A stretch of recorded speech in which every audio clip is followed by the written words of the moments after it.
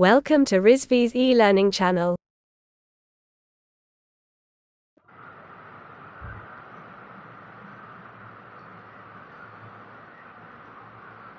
Good morning class, my name is Farhat and I am going to teach you electrical machine second, BTech third year.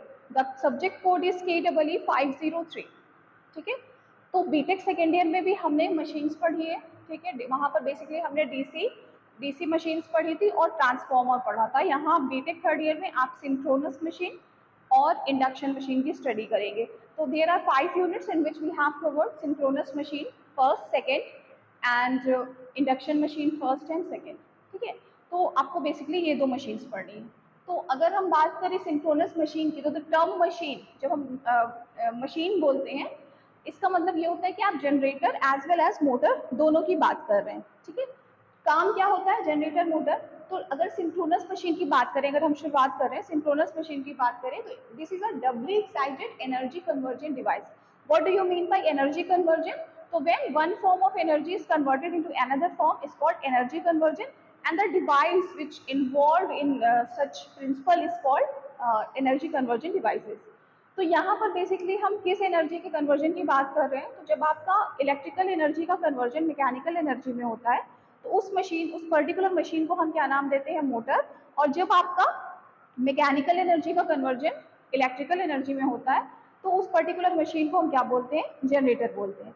तो ये जो आपका synchronous machine है, ठीक है, ये सिंक्रोनस मशीन आपका डबली एक्साइटेड एनर्जी कन्वर्जन होता है. डबली एक्साइटेड का मतलब क्या हुआ? तो जैसे डीसी में हम देख रहे थे कि वहां पर सिंगली एक्साइटेड मशीन थी, ये डबली एक्साइटेड मशीन है. डबली एक्साइटेड का क्या मतलब हुआ कि two independent source of excitation, stator and rotor both are excited. ठीक है, यहाँ पर आपका स्टेटर और रोटर दोनों भी आपके क्या होंगे? एक्साइटेड होंगे. ठीक है, तो अगर हम बात करें आर्मेचर वाइंडिंग की, तो जैसे आप कंस्ट्रक्शन देखते हैं, तो किसी भी मशीन का हम कंस्ट्रक्शन देखते हैं, तो आपको दिखता है कि आपके टू मेन पार्ट्स होते हैं. One is stator and another one is rotor. अब स्टेटर और रोटर, ऐसे तो ये सिर्फ हार्डवेयर है. ठीक है, आपका stator is the stationary part and rotor rotate करने वाला है. तो उससे सिर्फ उससे काम नहीं बनता है ना. बेसिकली हम जो उस पर वाइंडिंग्स लगाते हैं, which winding is placed on which part, ये मैटर करता है. तो जैसे आपके पास स्टेटर है और रोटर है, ठीक है, स्टेटर है रोटर है, दोनों चीजें हैं, बट क्या है कि आपके पास जो वाइंडिंग्स हैं वो फिक्स्ड नहीं है. मतलब स्टेटर और रोटर तो फिक्स है कि आपका ये जो स्टेशनरी पार्ट है, आप उसको बाहर के स्टेटर बोल रहे हो, जो अंदर का आपका रोटेटिंग पार्ट है that is called rotor. But in पर जो वाइंडिंग हम करते हैं उनकी प्लेसिंग जो है वो फिक्स्ड नहीं है कि ऑलवेज स्टेटर पर ही फील्ड वाइंडिंग होगा या फिर रोटर पर ही आर्मेचर वाइंडिंग होगा. तो अगर हम बात करें, अभी हम सिंपल रोटेटिंग मशीन की बात कर रहे हैं, ठीक है, तो आप इसे चेंज कर सकते हो. यानी डिफरेंट डिफरेंट मशीन में आपकी जो स्टेटर और रोटर है वो उनकी प्लेसिंग तो फिक्स है, बट उन पर कौन सी वाइंडिंग होगी ये फिक्स नहीं होता है. तो आपके पास दो ही मेन वाइंडिंग है. पहली है आपकी आर्मेचर वाइंडिंग और दूसरी क्या होती है? आपकी फील्ड वाइंडिंग. तो अगर आर्मेचर वाइंडिंग की बात करें, तो ईदर एक्सपोर्ट एसी पार और इंपोर्ट एसी पार. ईदर एक्सपोर्ट एसी पार और इंपोर्ट पार का क्या मतलब हुआ कि अगर जनरेटर का केस है तो पावर क्या करेगी? एक्सपोर्ट करेगी. और अगर मोटर का केस है तो एसी पावर क्या करेगी? इंपोर्ट करेगी. साथ ही साथ आपको यहाँ ये भी पता चल रहा है कि अगर आर्मेचर वाइंडिंग की बात करें, तो आर्मेचर के केस में जो हम सप्लाई देते हैं वो हमेशा कैसी होती है? एसी सप्लाई होती है. जबकि बात करें फील्ड वाइंडिंग की, तो फील्ड वाइंडिंग क्या लिखा हुआ है? Always energised from a DC source. यानी हम फील्ड वाइंडिंग को हमेशा और हमेशा डीसी सोर्स से एनर्जाइज्ड करते हैं. तो ये हुआ ना डबली एक्साइटेड, यानी कि आपका आर्मेचर वाइंडिंग और फील्ड वाइंडिंग दोनों को ही हम एक्साइटेड करेंगे with the help of AC and DC. अब हम क्यों फील्ड वाइंडिंग को हम एसी क्यों दे रहे हैं? सॉरी, फील्ड वाइंडिंग को हम हमेशा डीसी क्यों देते हैं? तो देखिए, बेसिकली फील्ड वाइंडिंग का क्या रोल होता है? फील्ड वाइंडिंग का बस इतना रोल होता है मशीन में कि ये आपको पोल्स बना कर दे. ठीक है, तो आपको पता है कि जब किसी भी कॉइल में आप करंट को फ्लो कराते हैं, तो किसी भी कॉइल में जब आपका करंट फ्लो करता है तो उसके अराउंड क्या बन जाता है? आपका मैग्नेटिक फील्ड बन जाता है. अब मैग्नेटिक फील्ड बनेगा तो मैग्नेटिक फील्ड की लाइंस बनेंगी. अब ये जहां से ओरिजिनेट होती है वहां पर हम एन पोल मान लेते हैं, और जहां पर एंड होती है हम उसको एस पोल मान लेते हैं. ठीक है, लेकिन अगर आप एसी, किसी कॉइल में आप एसी सप्लाई दोगे तो आपको फर्स्ट हाफ साइकिल में सपोज करिए n मिला और अगले फर्स्ट हाफ साइकिल में क्या मिल जाएगा आपको, उसी प्लेस पर आपको s मिल जाएगा। तो आपके जो पोल्स का क्रिएशन है ना वो ऑल्टरनेटली चेंज होता रहेगा। बट थ्रू आउट मशीन के पूरी वर्किंग के लिए हमको तो पोल्स फिक्स चाहिए ना, कि जो n है वो पूरे फंक्शन के दौरान n रहे, जो s है वो पूरे फंक्शन के दौरान s रहे। दैट्स वाई फील्ड वाइंडिंग में आप हमेशा और हमेशा कौन सा सप्लाई देते हो, डीसी से एनर्जाइज्ड करते हो। ठीक है, नेक्स्ट क्या है, जनरेशन ऑफ ईएमएफ। तो फैराडेज लॉ से आप जानते हैं कि जनरेशन ऑफ ईएमएफ तभी पॉसिबल है जब आपका रिलेटिव मोशन हो। अब रिलेटिव मोशन किनके बीच हो, तो देखिए यहाँ पर आपका अगर हम ईएमएफ की बात करें, ठीक है, ईएमएफ की बात करें तो आप क्या जानते हो, E is equal to D phi by D T. यानी जब तक rate of change of flux हमको नहीं मिलेगा, यानी फ्लक्स में चेंज जब तक नहीं होगा तब तक आपका ईएमएफ इंड्यूस नहीं होगा। तो अब ये फ्लक्स को कैसे चेंज किया जाए, ठीक है, तो इसी के लिए आपका रिलेटिव मोशन होता है, relative motion between field flux and armature winding, field flux and armature winding. तो देखिए फ्लक्स कैसे बनेगा आपका, जैसे जब किसी भी कॉइल में आप करंट को फ्लो कराते हो, ठीक है, करंट को फ्लो कराते हो तो मैंने क्या कहा कि आप उसके अराउंड मैग्नेटिक उसमें क्या बन जाता है, एक मैग्नेटिक प्रॉपर्टी आ जाती है। और मैग्नेटिक प्रॉपर्टी फिर जहाँ से आपका ओरिजिनेट हो रहा है, फ्लक्स लाइन उसकी निकल रही है, जहाँ से ओरिजिनेट हो रहा है आपने उसको एन माना, जहाँ पर एंड हो रहा है वहाँ पर आपने इसको एस माना, यानी एक मैग्नेटिक प्रॉपर्टी उसके अंदर आ गई है।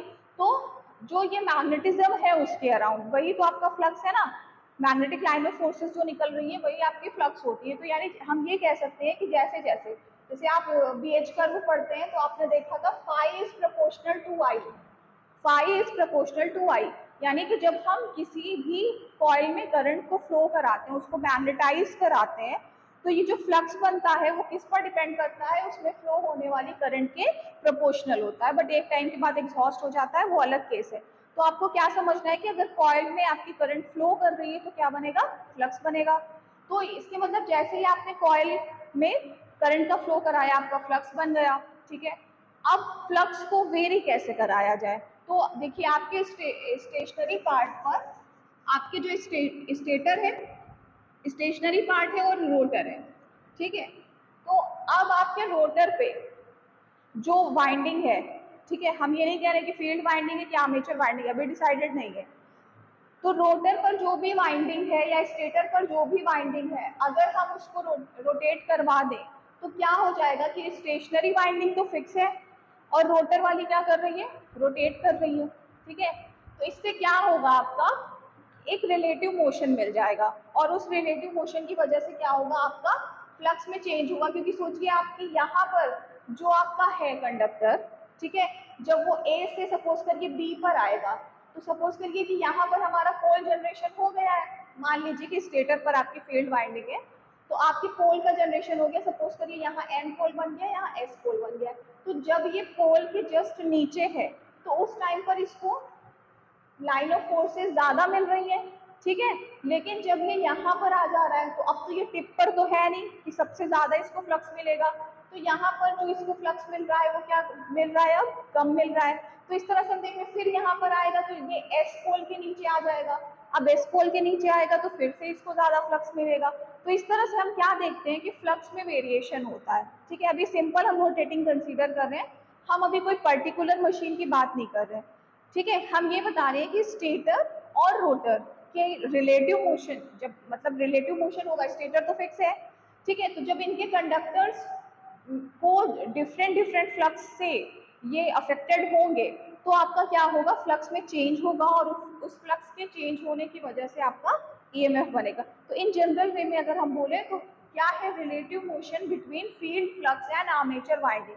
तो जो आपका फील्ड फ्लक्स बन रहा है और आपकी जो आर्मेचर वाइंडिंग के कंडक्टर्स हैं, जब वो उनके बीच में रिलेटिव मोशन होगा तो कभी उनको फ्लक्स ज़्यादा मिलेगा, कभी कम मिलेगा। तो इस तरह से हम देखते हैं कि फ्लक्स चेंज हो रहा है और जब फ्लक्स चेंज होता है तो हमारा ईएमएफ बन जाता है। तो ये तो थी थ्रू आउट बेसिक चीज़ें, ठीक है। उसके बाद देख लीजिए, इन केस ऑफ सिंक्रोनस मशीन आपकी आर्मेचर वाइंडिंग को हम स्टेटर पर लगा रहे हैं और फील्ड वाइंडिंग को रोटर पर लगा रहे हैं। जबकि आपने बीटेक सेकेंड ईयर में जो डीसी मशीन पढ़ा था डीसी में हमारा क्या था कि आपके स्टेटर पर फील्ड वाइंडिंग होती थी और रोटर पर आर्मेचर वाइंडिंग होती थी, जबकि यहाँ जस्ट उसको ऑपोजिट है।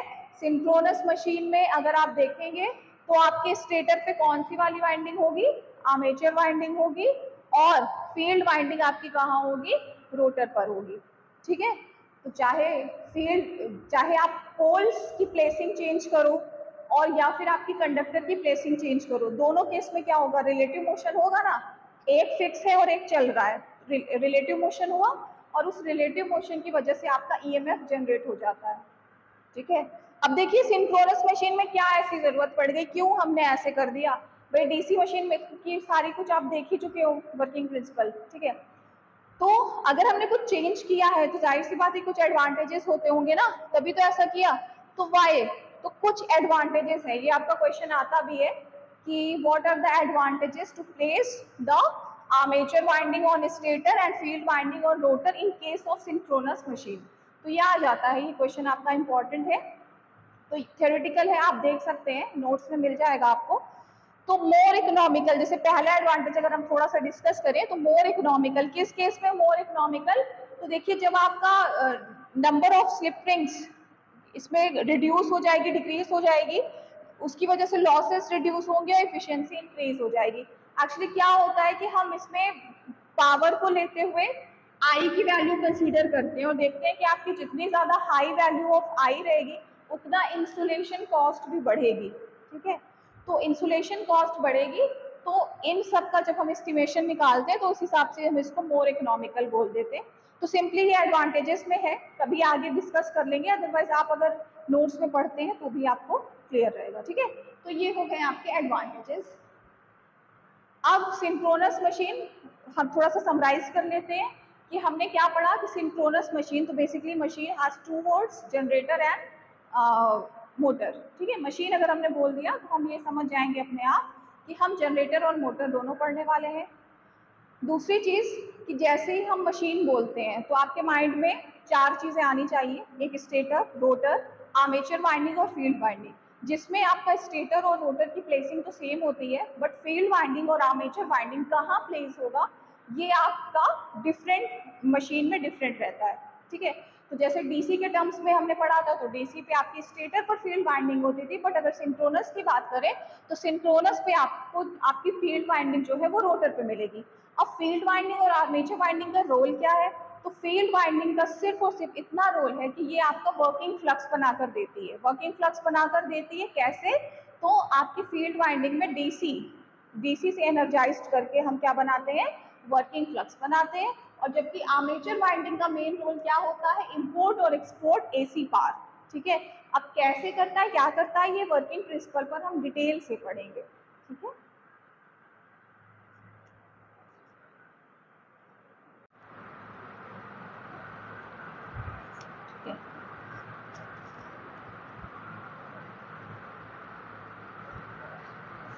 now we have discussed the constructional features of all rotating machines।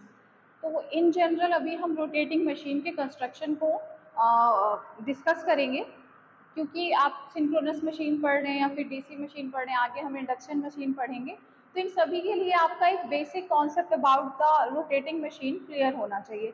तो rotating machine, what do you mean by rotating machine, तो आप देख रहे हैं कि there is a rotating part, rotor, तो इसलिए हम इसको रोटेटिंग मशीन कहते हैं। यानी कोई भी मशीन जिसमें आपका मूविंग पार्ट है, रोटेटिंग पार्ट है, तो वो आपका रोटेटिंग मशीन कहलाएगा। तो अभी जैसे पिछला आप डीसी मशीन पढ़ चुके हो, अभी हम सिंक्रोनस मशीन पढ़ रहे हैं और आगे हम इंडक्शन मशीन पढ़ेंगे। तो देखिए constructional features of rotating electrical machine. तो सबसे पहले हम मशीन्स का एप्लीकेशन देख लेते हैं कि कहाँ कहाँ पर आपकी मशीन्स यूज़ होती हैं। तो बेसिकली मशीन्स का यूज़ जनरेशन पर्पस के लिए होता है। जैसे अगर हम सिंक्रोनस जनरेटर की बात करें तो आपका सिंक्रोनस जनरेटर पावर प्लांट पर होता है, जिसे हम ऑल्टरनेटर भी कहते हैं। तो आपका ये हो गया जनरेशन पर्पस के लिए। दूसरा हो गया इलेक्ट्रिक ड्राइव, तो इसका एप्लीकेशन क्या है, इलेक्ट्रिक ड्राइव। तो ड्राइव वर्ड जो है, ड्राइव में आपका बहुत सारी असेंबली आ जाती है, बहुत सारी चीज़ों की, नॉट ओनली मोटर, आपका मोटर भी लगा हो सकता है और बहुत सारे अदर इक्विपमेंट्स होते हैं जो सपोर्टिव इक्विपमेंट्स होते हैं। तो एक पूरा सिस्टम जो किसी पर्टिकुलर सिस्टम को चला रहा है, तो वो होता है आपका इलेक्ट्रिक ड्राइव, जिसपे कि मशीन का आपका बहुत बड़ा रोल होता है, क्योंकि बिना मशीन के आपका कुछ चलेगा तो है नहीं। तो इलेक्ट्रिक ड्राइव्स हो गया आपका, जनरेशन पर्पस बता दिया कि पावर प्लांट में बेसिकली इलेक्ट्रिसिटी को प्रोड्यूस करने के लिए, जनरेट करने के लिए आप मशीन्स का यूज़ करते हैं, जनरेटर का यूज़ करते हैं। और तीसरा है कंट्रोल सिस्टम, तो किसी भी चीज़ को कंट्रोल करने के लिए भी मशीन का यूज़ होगा, जनरेटर और मोटर का यूज़ होगा। तो ये दीज आर द एप्लीकेशंस। उसके बाद देख लीजिए मेन पार्ट्स की बात करें तो अभी हमने बता दिया था, लास्ट लेक्चर में ही आपने देखा था कि मेन पार्ट्स आपकी स्टेटर है, रोटर है और फील्ड वाइंडिंग है, आर्मेचर वाइंडिंग है। देन फील्ड वाइंडिंग क्या कर रहा है, प्रोड्यूसेस वर्किंग फ्लक्स। कैसे वर्किंग फ्लक्स को प्रोड्यूस कर रहा है, हमने बताया था कि आप चाहें तो आप किसी मटेरियल का पोल बना लें, ठीक है, बट आप क्या देखते हो कि इस तरह से आपका बना होता था और उस पर इस तरह से वाइंडिंग रहती है। इसका मतलब क्या हुआ कि आप अगर इसमें आप इसको डीसी से एनर्जाइज्ड करते हो, यानी डीसी सप्लाई आप देते हो किसी भी कॉइल में, किसी भी वाइंडिंग में आप डीसी सप्लाई देते हो, तो आपका क्या बनता है, उसमें मैग्नेटिक प्रॉपर्टी आती है, ठीक है, उसकी फ्लक्स लाइंस निकलती है और जिस डायरेक्शन करंट की डायरेक्शन से हम ये पता करते हैं कि आपकी कहाँ से आपका ओरिजिनेशन हो रहा है, कहाँ पर एंडिंग हो रही है, और उसी से आप जो है एन और एस पोल को निर्धारित करते हैं, ठीक है। तो आपकी फील्ड वाइंडिंग का बेसिकली क्या रोल होता है, प्रोड्यूसेस वर्किंग फ्लक्स, यानी वर्किंग फ्लक्स बनाने के लिए आप फील्ड वाइंडिंग का यूज करते हैं और इसकी प्लेसिंग आपकी डिफरेंट होती है, मतलब आप स्टेटर पे भी लगा सकते हैं, रोटर पे भी लगा सकते हैं, कोई ज़रूरी नहीं है कि इसकी प्लेसिंग फिक्स्ड है कि स्टेटर पर ही लगना है या रोटर पर ही लगना है, ठीक है। उसके बाद है आपका आर्मेचर वाइंडिंग। तो देखिए working EMF induced, working EMF का क्या मतलब हुआ कि अगर वर्किंग फ्लक्स आपका चेंज होगा तभी तो ईएमएफ इंड्यूस होगा। देखिए ईएमएफ का क्या फॉर्मूला था, EMF is equal to D phi by D T. तो हमने सबसे पहले क्या किया कि फील्ड वाइंडिंग में डीसी सप्लाई दिया, जिससे कि आपके पोल्स बन गए, ठीक है, पोल्स बन गए आपका फ्लक्स, और जो आपके पोल्स बने तो आपको पता है कि और ये जो फ्लक्स लाइन इससे निकलेगी, इट्स नथिंग बट फ्लक्स हम बोलते हैं इसको। और आर्मेचर वाइंडिंग क्या करेगी कि जैसे जैसे अभी हम आगे वर्किंग प्रिंसिपल देखेंगे रोटेटिंग मशीन्स का, तो जैसे जैसे इनमें रिलेटिव मोशन होगा, यानी फील्ड वाइंडिंग और आर्मेचर वाइंडिंग के जो कंडक्टर्स हैं उनमें जैसे ही आपका क्या होगा, रिलेटिव मोशन होगा, फील्ड वाइंडिंग ने जो फ्लक्स बनाया है और जो आर्मेचर वाइंडिंग के कंडक्टर्स हैं उनमें जब रिलेटिव मोशन होगा तो आपका ईएमएफ इंड्यूस होगा। तो फील्ड वाइंडिंग का मेन काम क्या है, वर्किंग फ्लक्स बनाना, और आर्मेचर वाइंडिंग का मेन काम क्या है, ईएमएफ इंड्यूस करना with the help of working flux, ठीक है। नेक्स्ट आपका वर्ड सुना होगा लोड करंट, ठीक। तो लोड करंट जैसा कि नाम से आप समझ में आ रहा है, लोड करंट किस पर डिपेंड करेगी, लोड पर डिपेंड करेगी।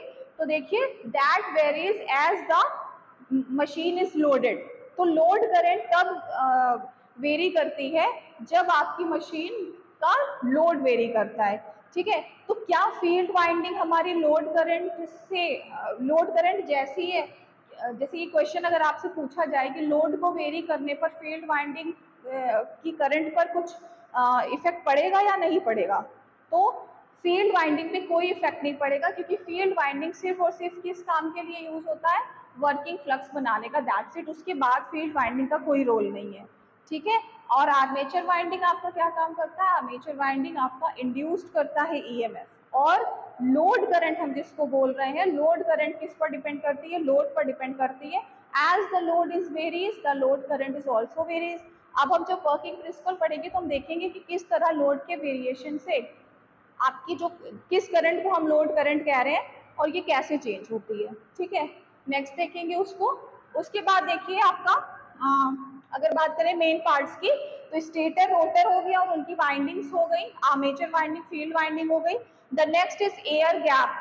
तो जब हम मशीन का कंस्ट्रक्शन करते हैं तो आप कुछ सेपरेशन होता है बिटवीन स्टेटर एंड रोटर, तो that separation is called air gap. उसके बाद कुछ आपके additional like shaft, bearing and foundation, the main foundation जिस पर आपका मशीन टिका होता है, ठीक है। तो ये सारे आपके बेसिक टर्म्स हैं जिनके बारे में आपको कंस्ट्रक्शन में जानना होगा, ठीक है।